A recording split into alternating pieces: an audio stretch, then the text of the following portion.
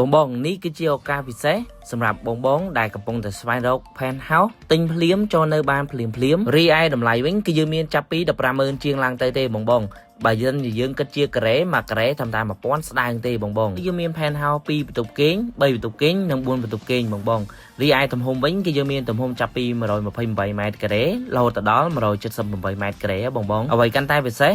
គម្រោងខាងបងអូនគឺយើងលក់ជាសាច់ខាងក្នុងបងបងគឺជាសាច់ណែតរីឯការបងប្រាក់វិញគឺថាងាយស្រួលខ្លាំងមែនតើបងបងមានថា 10% ឬក៏ 20% គឺបងបងអាចទិញភ្លាមចូលនៅបានភ្លាមតែម្ដងបងបងកាន់តែអត្តសញ្ញាណប័ណ្ណមួយសន្លឹកឬក៏ passport គឺបងបងអាចសិក្សាជាប់ឲ្យបងបងព្រោះដោយសារតែយើងមាន loan រហូតដល់ 15 ឆ្នាំជាមួយនឹងម្ចាស់គម្រោងផ្ទាល់បងបងបងបងមិនមែនត្រឹមតែ penthouse របស់យើងមានទំហំធំទេបងបង